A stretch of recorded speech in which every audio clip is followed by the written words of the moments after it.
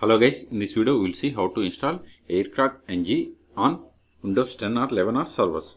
Okay, first go to Aircrack-ng official website, that is air-ng.org. See here, it is a complete suite of tools to assess Wi-Fi network security.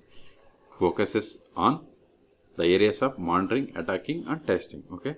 To download, click on this Windows. See, download started. Go to download. See here, its size is only 11 megabytes. It is downloaded.